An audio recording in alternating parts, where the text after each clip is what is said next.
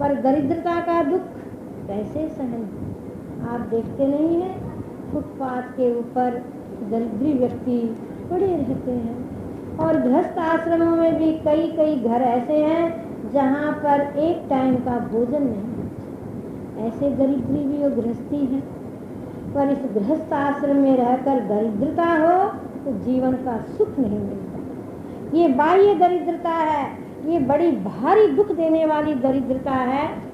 एक सेठ के यहाँ लड़के की शादी थी और लड़के की शादी में पार्टी दी और पार्टी में हजारों आदमी भोजन करने के लिए आए और पार्टी में रसोई भी नाना प्रकार की मिठाई नमकीन सब चीजें बनी और लोग भोजन करके जा रहे हैं, आ रहे हैं और कोई नहीं आता है तो फोन फुड़काते, क्यों नहीं आ रहे, आइए आइए आइए। और वो भूखे हैं क्या? पर किसको खिला रहे हैं? ढाई। आइए आइए, जरूर आना, पार्टी में जरूर आना। सबको बुलाया, खिलाया प्रेम से और रात्रि में 2 बज गई, पार्टी का कार्य समाप्त हो गया और सब जूठी पत्तल है जो भी है बाहर में ढेर लग गया घर के सामने। सवेरे दरिद्रों को बालक आए और भूख से व्याकुल है, वही मानव शरीर है जो हमारे पास है, वही उनके पास है, पर प्रारब्ध में क्या है? दरिद्रता। और आकर दरवाजे पर कहने लगे, रात में इतनी बड़ी पार्टी हुई, हमें भी कुछ दो। पर कुछ नहीं दिया। दरवान ने डांट के भगा दिया और बच्चों की आंख धसी हुई है, पेट धसा हुआ है, भूख से चिल्ला रहे हैं, पर उनकी ओर कोई नहीं देख रही है। परंतु वो जूठी पत्तल पड़ी थी, उसको चाटने लगी। भूख क्या नहीं कराती? जन्म से और मृत्यु से भी बड़ा भारी दुख किसका है? भूख का। जन्म जीवन में एक बार होता है, मृत्यु भी एक बार होती है, पर भूख का दुख दिन में कई बार उसको हम शांत करने में लगे रहते हैं। भूख सताती है, पीड़ा देती है, तो बच्चे भूख के मारे जूठी पतले पड़ी, जो भी कुछ वहाँ पड़ा जूठ उठ चाटने लगे, खाने लगे। नहीं दरिद्र सम दुख जग माही, दरिद्रता के समान संसार में कोई दुख नहीं। और सुनिए, कोई गरीब पड़ोसन है, संबंधी है और उनके पास खाने के लिए रोटी नहीं, परंतु धन में अंधा प्राणी ध्यान नहीं देता है। वो भी शादी में गई और वो भी शादी में गई, पर उसके शरीर पर हीरों के जेवर, कीमती कपड़े और उसके फटे पुराने कपड़े। ये दरिद्रता का फल है। ये दरिद्रता क्यों आती है?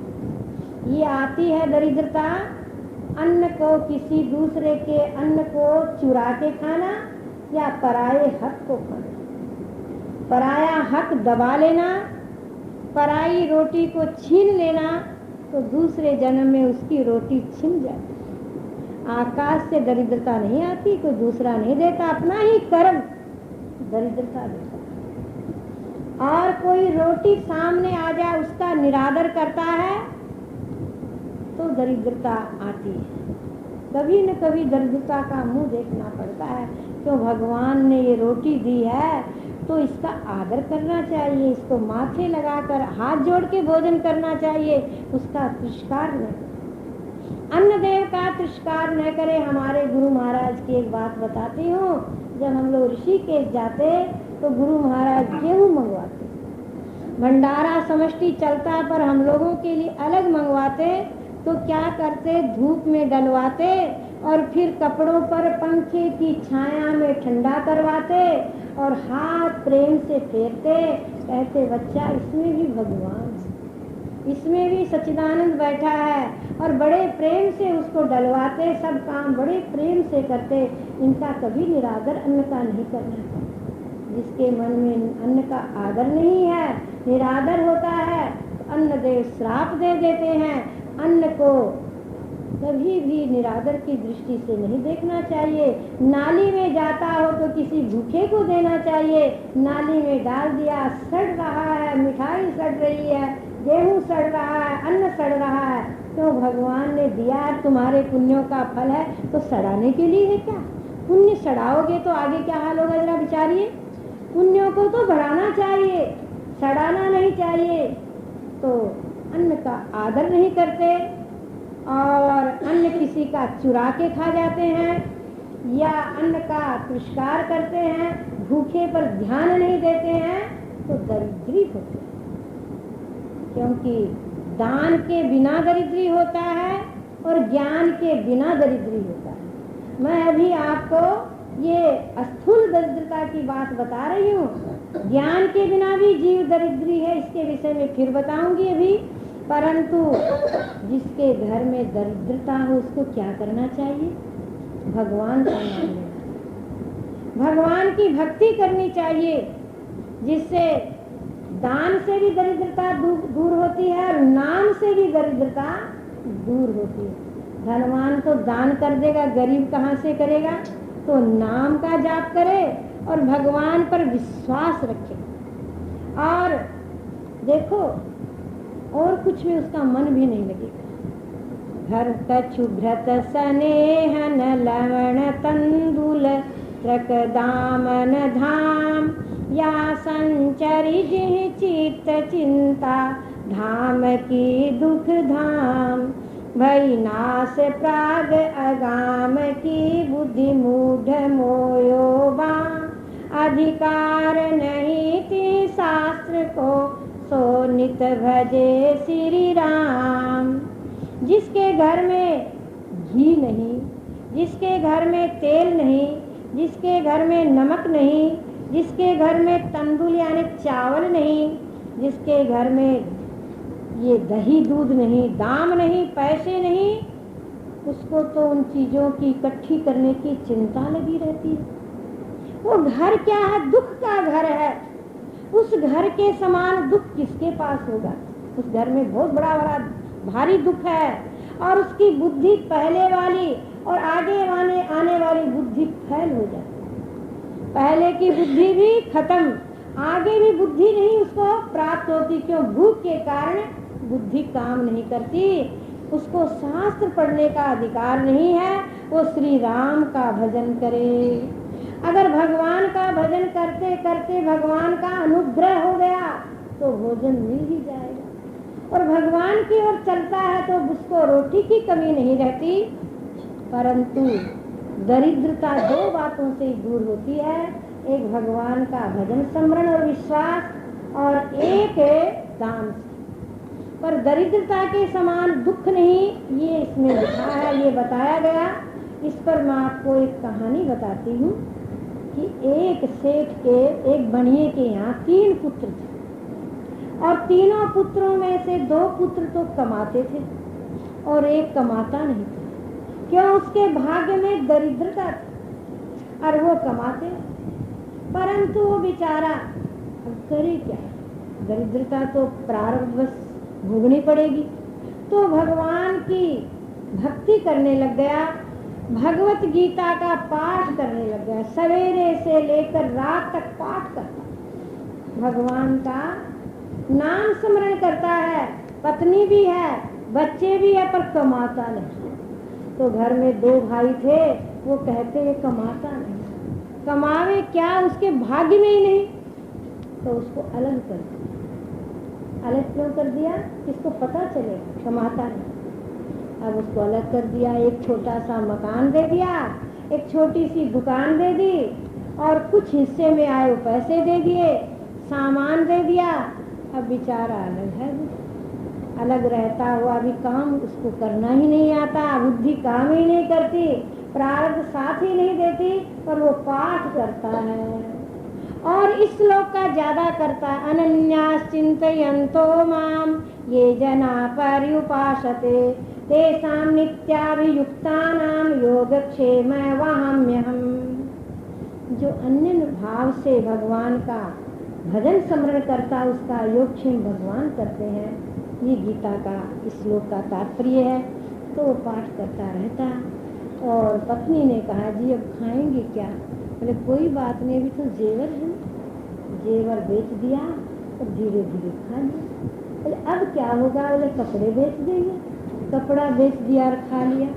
बोले अब क्या होगा? बोले बर्तन वगैरह वो बेच देंगे। वो बेच दिया और खा लिया। 4 बच्चे हैं, अब क्या होगा? बोले दुकान बेच देंगे। दुकान भी बेच दी। बोले अब क्या होगा? बोले मकान बेच देंगे। बताइए, इस प्रकार अब पेट तो मानता नहीं, पेट मानता नहीं, सामान अच्छा नहीं लगता पेट के सामने। पेट भरा है तब सामान अच्छा लगता है। पर वो बेचारा भगवान का भजन करता और हे प्रभु अब लज्जा आप ही रखो, हम पेट कैसे चलाएं। परंतु क्या हुआ? समय आया, भूखे बैठे हैं, बाल बच्चे आप भी। तो भगवान का भक्त था, भगवान पर पूरा विश्वास था, तो भगवान बहुत सा सामान और द्रव्य लेकर के स्वयं आए और स्वयं आकर के सामान बाहर रख गए, चले गए। पत्नी ने कहा जी सामान कौन रख गया? बोले हमारा नहीं है, छूना नहीं। क्यों? हमारे को क्या पता किसका है? दूसरे की चीज को हाथ नहीं लगा। पूर्व जन्म के पाप से दरिद्रता आई थी, पर इस जन्म में कितना विश्वासी और कितना संतोषी है। नहीं तो भूखा आदमी देख के उठा ले इतना सामान, छुआ तक। भगवान ने देखा कि अरे ये तो छुआ ही नहीं। वो अपना वैसे पाठ करता है, स्त्री घर के कामों में लगी हुई है। फिर भगवान स्वयं आए और आकर के कहा हे भक्त मेरे आने में देर हुई, ये सामान तेरे लिए ही आया। हे प्रभु मैं आपकी भक्ति की पाठ किया, परंतु मेरे हृदय से सकामता नहीं गई दरिद्रता के कारण, परंतु आपने कृपा करके रोटी भेज दी तो अच्छा रहा। क्यों? रोटी बिना तो भई भूखे भजन न होए गोपाला, ये ले तेरी कंठी माला। भक्तों से भी भजन नहीं होता, परंतु वो भगवान की आस पर बैठा बैठा और वो पाठ किया करता था और उसमें कोई ताकत शक्ति नहीं थी। भगवान रोने लगे, भक्त भी रोने लगा। फिर कहा कोई बात नहीं, कुछ मांगो।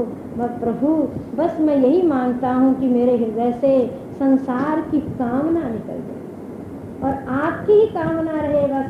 अब भगवान अंतर्ध्यान हो गए, उसको आशीर्वाद देकर उसके पास तो काफी धन हो गए। अब वो 2 भाई और थे, वो कहने लगे अरे हमारे भाई के पास तो बहुत रुपये हो गए हैं, बहुत साधन हो गया है। सब थोड़ी थोड़ी देर में आने लगे, मिलने लगे और वो धन का दान भी करने लगा, आनंद से रहने लगा। भाई आए तो कहा आओ भाई आओ, सम्मान किया, निरादर नहीं किया कि इन्होंने तो मेरे को दरिद्री समझ के निकाल दिया था, किंतु मैं इनको निकालूं सो बात नहीं। भक्त की भावना कैसी होती है कि दूसरे को सुख देने की हित चाहते हैं। कहने का तात्पर्य क्या है? भजन भाव से उसकी दरिद्रता दूर हुई, या पूर्व जन्म में दान करता है तब दरिद्रता दूर होती है। इसलिए कहा है कि दरिद्रता के समान संसार में और कोई दुख नहीं। जिसके घर में दरिद्रता है वही जानता है। कईयों को देखने का मौका मिलता है, सुनने का मौका मिलता है। लड़कियां जवान जवान खड़ी है, पास में पैसा नहीं, खाने के लिए रोटी भी एक टाइम खाते हैं थोड़े, परंतु भाग्य को बदलना भजन से। दान तो दरिद्री कहाँ से करेगा? भजन से। दूसरा उदाहरण लीजिए भक्त सुदामा का। कितना दरिद्री था भक्त सुदामा। क्यों दरिद्री हुआ ये आपको पता है ना? भगवान श्री कृष्ण और सुदामा गुरु के चरणों में रहते विद्या पढ़ते थे और लकड़ी लाने के लिए जा रहे थे। तो गुरु पत्नी जो माँ थी उन्होंने क्या दिया था? चना। 2 मुट्ठी चना दिया, दोनों खा लेना। परंतु श्री कृष्ण तो लकड़ी काटने में लगे, सुदामा को लग गई भूख। सुदामा एक गरीब ब्राह्मण का लड़का था। भूख लग गई, बरसात होने लगी, तो वो चना अपने हिस्से का तो खाया और भगवान श्री कृष्ण के हिस्से का भी चना खा गया। वो चना खा रहा है, दांत बोल रहे हैं, तो भगवान पूछ रहे हैं सुदामा आवाज किसकी हो रही है? बोले पानी बरस रहा है ना, इसकी आवाज है। और वो चना चबा रहा, झूठ बोल। फिर जब वो लकड़ी का कार्य करके आए, पानी बंद हुआ, कहा गुरु माँ ने हमें दिया है ना चना, मेरे हिस्से का चना, अब क्या बोले? कहा वो तो मैं खा गया। बोले जा तुम दरिद्री हो गया।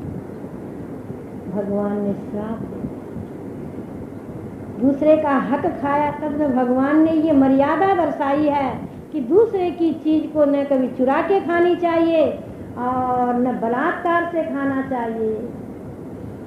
अपना हक ले, दूसरे का हक मुर्दे के समान समझो। बंटवारे में भी इस बात पर ध्यान देना चाहिए। घर में जितने भी भाई हैं, बंटवारा हो तो अपना हक लेना, दूसरे का हक नहीं छूना, नहीं तो भविष्य बिगड़ जाए, उसका परिणाम आगे खराब मिलेगा। एक दफे दबा करके राजी हो जाएंगे ले करके, पर आगे परिणाम क्या होगा, कर्मी का फल तो भोगना ही पड़ेगा। तो सुदामा ने वो चने खा लिए। समय आई और सुदामा दरिद्री हुआ और सुदामा की पत्नी सुशीला बड़ी दुखी, बहुत दुखी है, क्योंकि घर में अन्न नहीं। बड़ी दुखी पति से कहने लगी, स्वामी आपके तो मित्र हैं श्री कृष्ण, वहाँ जाइए कुछ ले आइए न। कहने लगे मैं नहीं लाऊं, मैं मांगने नहीं जाऊंगा। कहा अच्छा मांगने मत जाइए, मिलने तो जाइए, मिल के आइए, दर्शन करके आइए। बार बार उसने कहा तो जच गई, दर्शन की भावना से जाने की इच्छा हो गई और पड़ोसन से मांग करके तंदूर ले आई, चावल ले आई, पोटली में बांध दी और वो ले करके चले गए। हाथ में लाठी, शरीर कृष्ण दुबला, भूख से व्याकुल, बदन पर फटे पुराने कपड़े। सुदामा की ये हालत।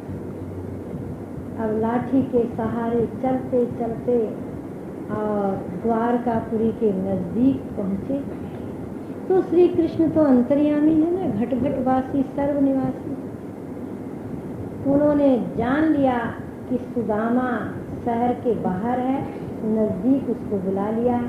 नींद में ही नजदीक आ गया और वहाँ ढूंढता है भगवान विष्णु का महल कौन सा। पता चला, गेट पर गए तो गेट पर कहा मैं सुदामा हूँ, मेरा नाम सुदामा है और मैं श्री कृष्ण का सखा हूँ। द्वारपालों की ये बात नहीं जची, बोले ऐसा सखा, एकदम कंगला लगता है, दरिद्र है ये तो, भगवान का मित्र ऐसा हो सकता। बात जची, परंतु बार बार कहा तो कहा अच्छा जाके पूछता। जा करके अंदर कहा भगवान श्री कृष्ण को, उनको पता चला सुदामा आए हैं। वहां से भागे और दौड़ के आकर के छाती से लगा लिया। भगवान श्री कृष्ण तो साक्षात नारायण लक्ष्मीपति, दरिद्र से घृणा की क्या। सुदामा भक्त भी था और सखा भी था, सखारू भक्ति उन्होंने की है, परंतु छाती से लगा लिया और अंदर ले गए और अपनी प्रिया के महल में ले जाकर के मचान पर बैठा दिया और सबको ऑर्डर दे दिया कि जल ले आओ, उनके चरण धोए। और चरण धोए क्या, आंसुओं से चरण धो दिए। और सुदामा बेचारा हक्का बक्का रह गया। अरे अब देखता मैं कहाँ गया, जिस दरिद्री को कभी कुछ न देखा न सुना, उसको एक महल मिल गया, एक मचान मिल गया, गद्दा मिल गया, भगवान श्री कृष्ण चरण धो रहे हैं, तो अब तो वो सोच सहम गए। तो चरण धो दिए और फिर कपड़े बदलवाए। सुदामा के पास में चावल था ना, शर्म आती, गरीब को शर्म जरूर आती, अमीर को क्या दे। व्यवहार में भी होता है ना, गरीब आदमी के पास थोड़ी चीज हो तो अमीर को देते लज्जा।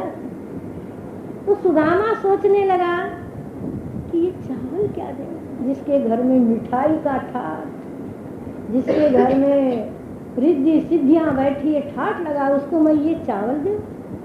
पर भगवान ने छीन लिए, भाभी ने कुछ भेजा, आप छिपा रहे हैं। खोल लिया और खाया। कितनी मुट्ठी खाई याद है? 2 मुट्ठी। और तीसरी खाने लगे तो रुक्मिणी जी ने हाथ पकड़ लिया, क्या सभी दे देंगे? भगवान को जो खिलाया जाता है उससे अनंत गुणा भगवान देते। पृथ्वी में एक बीज बो तो पृथ्वी माता कितने अन्न का दाना देती है एक बीज में। ऐसे भगवान के समर्पण भाव और प्रेम से किया जाए तो अनंत मिलता है। तो भगवान ने तो भाई 2 मुट्ठी खाई, पर तीसरी मुट्ठी रुक्मिणी जी ने खाने नहीं। क्या सभी कुछ दे दोगे? परंतु उसमें भी बहुत कुछ दे दिया। सुदामा की दरिद्रता हरण कर ली। हरि श्री हरि दरिद्रता को हरण कर लिया। श्राप भी पूरा हो गया, दरिद्रता का दुख भी भोग लिया। और भगवान श्री कृष्ण के सन्मुख आने के बाद दरिद्रता का काम ही कहाँ। अब वहाँ पर भोजन करके ठाठ से रह रहे हैं, कपड़े भी कीमती पहने हुए, बहुत प्रसन्न है, खूब बातचीत हो रही है। फिर भगवान ने सोचा जाने का नाम ही नहीं लेते हैं। तो भगवान स्वयं कहते हैं भाभी आज करती होगी, कृपा करके जाइए। अच्छा कृष्ण जाता। तो नए कपड़े उतार लिए और पुराने पहना दिए, वही फटे पुराने। मन में सोचने लगा सुदामा कि अरे मेरे फटे पुराने कपड़े ही मुझे वापस मिल गए। खैर कोई बात नहीं, क्यों हृदय में निष्कामता बहुत। भगवान की भक्ति के कारण इतनी निष्कामता थी, जरा सी भी इच्छा नहीं कोई चीज लेने, और इच्छा से आए भी नहीं, पर उनकी पत्नी की इच्छा थी। अब तो वहाँ जब आए हैं, पहुँचे हैं, तो क्या देखा वहाँ पर कि मन में सोचने पड़े, क्वाहम दरिद्र पापियान क्व कृष्ण श्रीनिकेतन ब्रह्मबंधुरिति स्माहम वाहुभ्याम परिरंभित। अहो आज मैंने अपने परम मन में सोचा, परम सुहृद श्री कृष्ण ब्राह्मण की भगवान श्री कृष्ण है तो श्रीपति लक्ष्मीपति पुण्यशील है, और मैं पापी सुदामा, क्योंकि ये दरिद्रता पाप से ही आती। मैं पापी सुदामा, और कहाँ ये लक्ष्मीपति श्री कृष्ण, और इन्होंने मुझे कितना सम्मान करके अपने घर बैठाया किया। ये सब रास्ते में सोचते जा रहे, विचार करते जा रहे। और वहाँ पहुँचे तो वहाँ क्या देखा कि झोपड़ी नहीं है, कुटिया नहीं है, और सोचने लगे वैसे ही राज समाज बने, गजबाज बने मन से भ्रम छायो, कैध पर कहूँ मार्ग भूल के, कह अब के फेरे हूँ द्वारिका आयो। पत्नी बिलोकी को मन लोचत लोचत ही सब गाम मझायो, पूछत पांडे फिरे सब सो पर, झोपड़ी को कछु खोजन पायो। अरे वही राज समाज है जो द्वारका में था, और वही हाथी घोड़े, क्या मुझे भ्रम हो रहा है क्या? और मार्ग भूल गया क्या? मैं वापिस द्वारका आ गया, मेरी पत्नी नहीं दिख रही है। ऐसे गांव में ढूंढ रहा है वो पंडित, झोपड़ी का पता ही नहीं है। इतने में पत्नी आई और सुदामा को कहा इधर आइए। बोले अरे झोपड़ी कहाँ? बोले झोपड़ी क्या करना है, भगवान श्री कृष्ण ने बहुत वैभव दे दिया। अब तो ये देखकर सुदामा बेहोश हो गया। बेहोश क्यों हो गया, मूर्छा क्यों आ गई कि हे प्रभु इतनी माया दी है, मैं आपका भजन न भूल जाऊं, मैं आपको न भूल जाऊं, इस माया में अंधा न हो जाऊं। इस बात की भावना से बेहोश उसको होश कराया गया। कहने का तात्पर्य क्या है, सुदामा की दरिद्रता सदा के लिए समाप्त हो गई, पर भगवान की कृपा से वो भगवान को भूला नहीं, एहसान मानता रहा, उपकार मानता रहा। प्रभु तुमने बहुत कुछ दिया। एक ईश्वर भक्ति ही दरिद्रता दूर कर सकती है, या दान देने से दरिद्रता दूर होती है। नहीं तो भाई इस दरिद्रता के समान कोई संसार में दुख नहीं। ये तो बाह्य दरिद्रता हुई ना, और एक दरिद्रता होती है अज्ञान की। भीतर में जिसके आत्मा का अज्ञान है वो भी दरिद्री है। अगर वो धनवान है, करोड़पति है, अरबपति है, लखपति है, परंतु अगर अज्ञानी है तो वो दरिद्री के समान है। जे भगवान प्रधान अजान समान दरिद्रन तेजन सारा। जो भगवान कई धनवानों में भी करोड़पति, अरबपति, पूछो मत, जैसे टाटा बिरला ना, धनवानों में भी और धनवान, अगर अज्ञानी है, अपने स्वरूप का बोध नहीं, तो दरिद्री के समान है। ये तो बाहर की दरिद्रता, जिससे भूख मरना पड़ता है, कपड़ाहीन रहना पड़ता है, पर एक दरिद्रता ये भी, जो भीतर में अज्ञान है, अज्ञान के समान कोई दुख नहीं। अज्ञान कारण जन्म का, अज्ञान से संसार है, अज्ञान से ही होए भय, अज्ञान सिंधु अपार है। त्रैलोक विजयी जानिए, अज्ञान से जो पार है। जन्म मरण का कारण कौन है? अपने स्वरूप का अज्ञान। और दुख का भंडार कौन है? अज्ञान। और संसार सागर में डुबाने वाला कौन है? अज्ञान। बड़ा ही ये दुख देने वाला है अपने स्वरूप का ना जानना, स्मृति नहीं अपने स्वरूप की, जिसको अपने स्वरूप में भूल पड़ी हुई है, इसका बड़ा भारी दुख है। और ये दुख भीतर रहता है। धनवान है, कुलवान है, विद्वान है, सारी सुख सुविधा है, पर अज्ञानी है तो उसका दुख कभी भीतर से नहीं जाएगा। भीतर में मानसिक क्लेश बना रहेगा, मानसिक दुख बना रहेगा। और देखो, बाहर की साधारण गृहस्थी भी हो, अगर दरिद्रता भी हो, तो भी अगर ज्ञान होगा तो उसको आराम से वो काट दे। इसलिए निश्चल दास जी महात्मा ने कहा है, अगर धनवान है, धनवानों का भी प्रधान, पर अज्ञानी है तो दरिद्री के समान है। एक दरिद्री, दूसरी दरिद्रता क्या है? तृष्णा। जैसे अभी आपने योग वशिष्ठ में सुना कि तृष्णा जिसके चित्त में है वो बंगले की कंगले होते। क्योंकि देखिए, मनुष्य की ये खोपड़ी है ना, ये कभी भरती नहीं। एक समय एक कोई भिक्षु मनुष्य की खोपड़ी लेकर के मांग रहा था, मांगता, पर वो खोपड़ी कभी भरती नहीं। तो देव ऋषि नारद ने कहा, जाओ तुम कुबेर के पास जाओ, तुम्हारी ये खप्पर भर जाएगा। वो कुबेर के पास गया। देव ऋषि नारद ने चिट्ठी लिख दी, उस चिट्ठी को लेकर के वहां पहुंचा। तो कुबेर जी ने चिट्ठी पढ़ के कहा, इसकी माने इस खप्पर में खजाना भर दो। और भरते भरते कुबेर जी का भी खजाना खत्म हो गया, परंतु वो खप्पर नहीं भरा। देवयोग से देव ऋषि नारद भी आ पहुंचे। कुबेर जी सोच रहे थे कि नारद जी ने सोचे बिना मेरे पास में किसको भेज दिया, इसका खप्पर भरता ही नहीं। नारद जी आ गए, भगवान किसको भेज दिया, इसका खप्पर नहीं भरता। बोले नहीं। उल्टा के देखा, मनुष्य का मुंह है। अरे, मनुष्य की ये खोपड़ी नहीं भरती, कितना भी पास में और सब कुछ भर जाता है, ये खोपड़ी नहीं भरती। क्यों? इसमें तृष्णा रहती है। देख लीजिए, धनवानों को संतोष है क्या? संतोष के बिना ये खोपड़ी नहीं भरेगी। संतोष सुख देता है और धीरज सुख देता है, वैराग्य सुख देता है, परंतु ये संतोष कब आता है? जब आत्मज्ञान होता है। आत्मज्ञान के बिना संतोष नहीं आता है। इसलिए आत्मज्ञान किसका नाम है? जो सच्चिदानंद परमात्मा को पहचान लेना ही आत्मज्ञान है। और संसार में आकर मानव और चीजों को तो पहचान लेगा, परंतु इस चीज को नहीं पहचानेगा, तब तक वो दरिद्री माना जाएगा।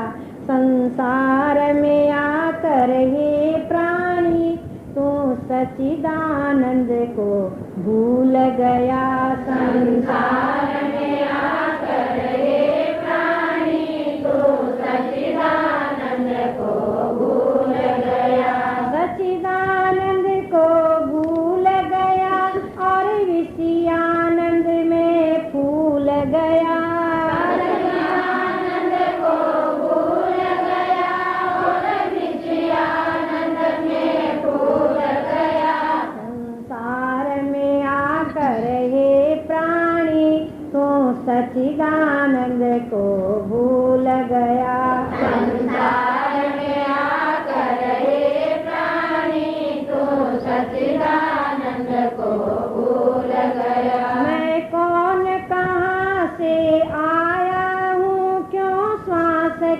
पूंजी लाया हूँ, मैं कौन कहाँ से आया हूँ, सांस की पूंजी लाया हूँ। माया में मन अटका करके कर्तव्य निभाना भूल गया।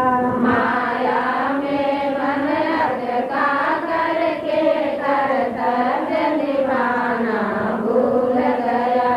संसार में आकर हे प्राणी तू सच्चिदानंद को भूल गया।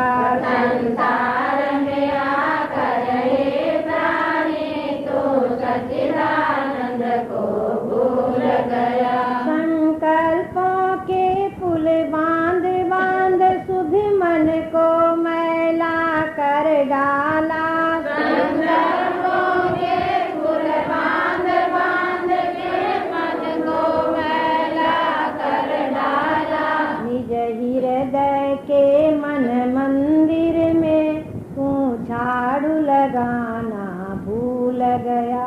निज हृदय के मन मंदिर में तू झाड़ू लगाना भूल गया। संसार में आकर हे प्राणी तू सच्चिदानंद को भूल गया।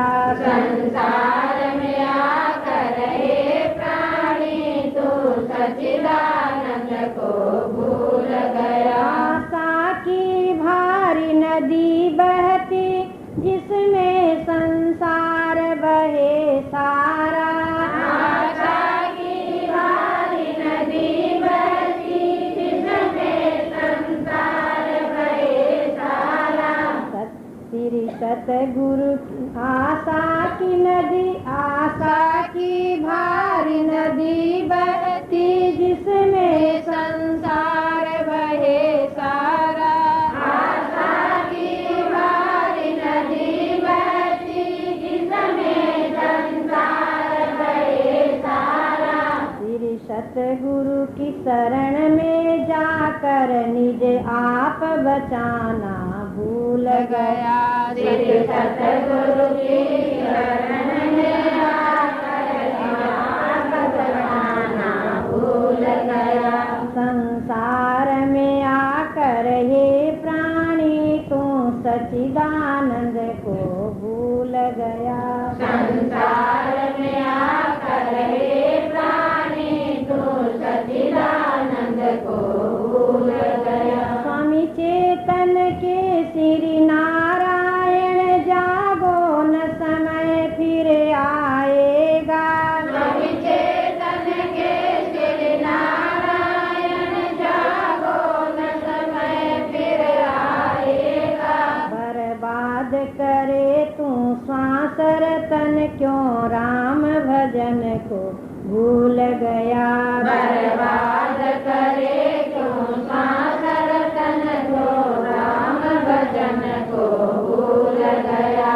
संसार में आकर हे प्राणी तू सच्चिदानंद को भूल गया। संसार में आकर हे प्राणी तू सच्चिदानंद को भूल गया। एक तो बाहर की दरिद्रता, एक भीतर की। बाहर की दरिद्रता के विषय में आप सुन चुके हैं सुदामा जी का उदाहरण और एक सेठ के बनिए के लड़के का उदाहरण।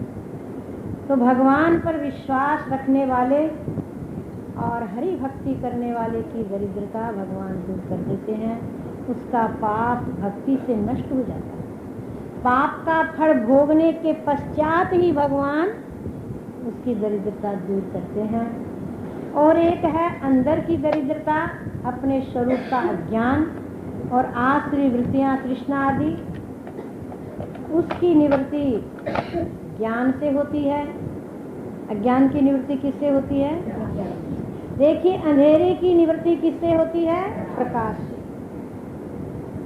घर में अंधेरा हो तो एक दीपक जलाओ तो भीतर का अंधेरा दूर हो गया।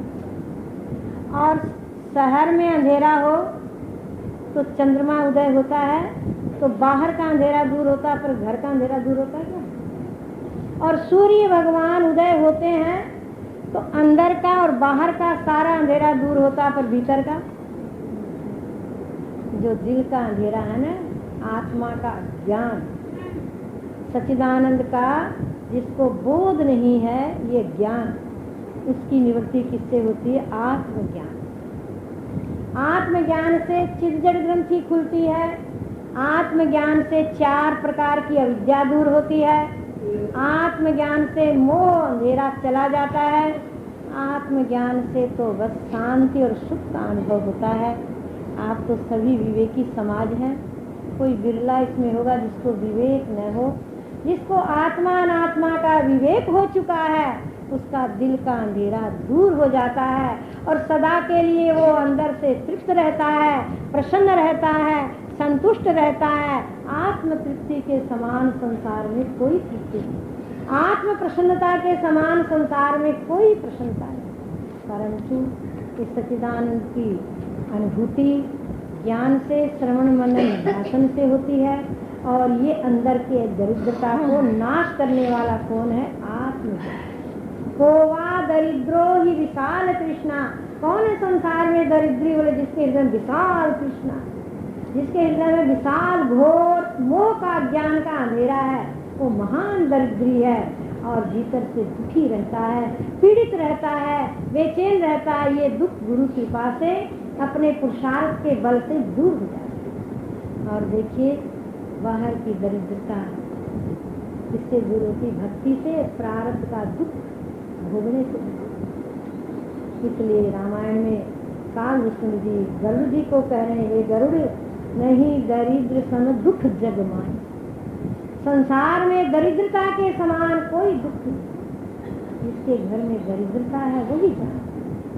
खाने वाले बच्चे हैं, वहाँ धनवान को कुछ देना है, देओगे तो पाओगे। अपने यहाँ दरवाजे पर भिक्षुक आते हैं, गरीब, कहते देवो नोएडा आजा, ऐसे कह देते। परंतु देखो कुछ देना, पास में हो तो देना चाहिए था शक्ति, नहीं दे तो कहता है दे तो दे, नहीं मेरे को दे, मैंने पूर्व जन्म में दिया नहीं तो आज मैं देती, अब देने के लिए नहीं तो आगे भी दरिद्र। 3 जन्म का भूखा कौन है? दरिद्र। और 3 जन्म का तृप्त कौन है? धनवान।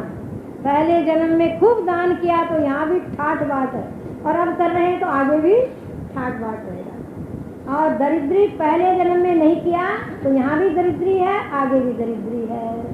तो बेचारा दरिद्री दान तो कर सकता नहीं, भजन कर सकता है। इसलिए उसमें कहा था कि जो भजे नित श्री राम, श्री राम का, श्री हरि का भजन करके अपनी बाह्य दरिद्रता को काट देनी चाहिए और ज्ञान लेकर के भीतर की दरिद्रता को दूर कर देनी चाहिए। और ईश्वर से यही प्रार्थना करनी चाहिए, हे प्रभु दरिद्रता नहीं देना, ज्ञान दरिद्रता भी दूर करो और बाहर की दरिद्रता भी दूर करो। क्योंकि दरिद्रता पास होती तो कोई चीज़ अच्छी नहीं। कई दरिद्री ऐसे देखने में आते हैं, कहीं भजन क्या करो, उन्हें होता ही नहीं, क्या पेट की लगी गई। पर भक्त लोग चतुर होते हैं, जैसे सुदामा जैसा दरिद्री होकर भजन किया। क्यों?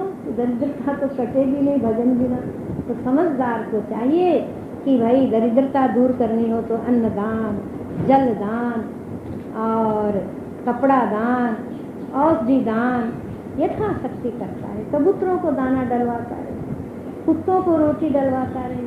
दान अवश्य करना चाहिए, इससे दरिद्रता दुख दूर होता है। और कल के प्रसंग में बताएंगे संत की महिमा, संत मिलन समय सुख जग नाही। संत के मिलने के समान संसार में कोई सुख नहीं, इसका विचार कल होगा।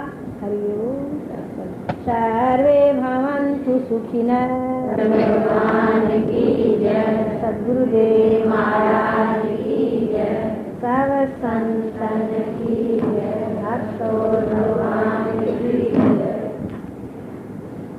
प्रभु प्रेमियों, परम शांति को चाहने वाले जिज्ञासुओं, जनता जनार्दन के रूप में मेरी निजात्माओं, अभी अभी भगवत गीता के आधार पर श्रवण कर रहे थे भगवान श्री कृष्ण की वाणी। संग दोष से बचना चाहिए। हमारा जो शरीर है इसके संग से भी कई दोष आ जाते हैं। शरीर के धर्मों को अपना मान लेते हैं और बाह्य संग के दोष से भी मन पर प्रभाव पड़ता है। जैसे गंगा जी के पास बैठिए तो शीतलता का प्रभाव पड़ता है, जैसे अग्नि के पास बैठिए तो गर्मी का प्रभाव पड़ता है, धूप में बैठिए तो धूप का प्रभाव पड़ता है, ठंडी जगह पर बैठिए तो ठंड का प्रभाव तन मन पर पड़ता है। ऐसे ही संग का असर मन पर बहुत जल्दी होता है, परंतु संग दोष से बचने का उपाय आत्म बल से ही होता है। सत्संग से ही विचार मिलता है तो संग दोष से बच पाता है। देखिए, चंदन सर्पों से ढका हुआ है, पर कभी भी चंदन सर्प का विष अपने पर नहीं लेता, उल्टा शीतलता देता है। जैसे एक मणि सर्प के पास में है और उस मणि का प्रकाश सर्प को मिलता है, पर मणि कभी भी सर्प के विष को नहीं लेती। ऐसे ही मुमुक्षुओं को, साधकों को सावधान रहना चाहिए, अपने मन पर सांसारिक शब्दों का प्रभाव न पड़ने दें। अगर आने लगे तो विचार के द्वारा उनको उड़ाना चाहिए। जिसके मन में विचार प्रबल है तो सांसारिक शब्दों का प्रभाव नहीं पड़ेगा, नहीं तो मन पर सांसारिक शब्दों का प्रभाव पड़ेगा तो मन खिन्न हो जाएगा, मन दुखी हो जाएगा। इसलिए मन को ठीक रखने के लिए, मन को संग दोष से बचाने के लिए क्या है? सत्य का संग, संतों का संग। अब आइए, गरुड़ जी और कागभूषण जी का संवाद चला हुआ है। गरुड़ जी ने 7 प्रश्न किए। पहला प्रश्न आपको याद होगा कि सबसे दुर्लभ कौन सा शरीर है। दूसरा प्रश्न, सबसे बड़ा दुख क्या है।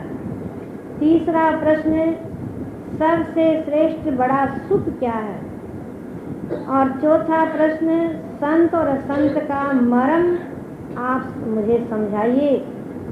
और 5वां प्रश्न है कि सबसे बड़ा पुण्य क्या है।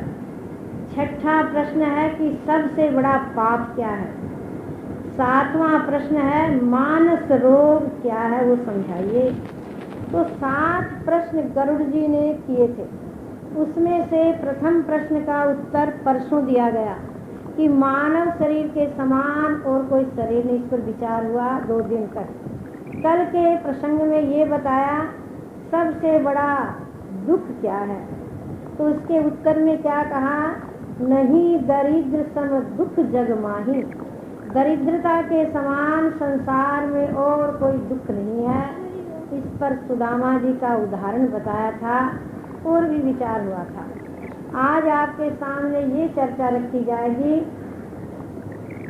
संत मिलन सम सुख जग नाही। ये तीसरे प्रश्न का उत्तर है। संत के मिलने के समान संसार में और कोई सुख नहीं है। धन का सुख, दाम्पत्य सुख, संतान का सुख, परिवार का सुख, सारी सुविधाओं का जो सुख है, ये होते हुए भी भीतर में एक अभाव का कांटा खटकता रहता है। सब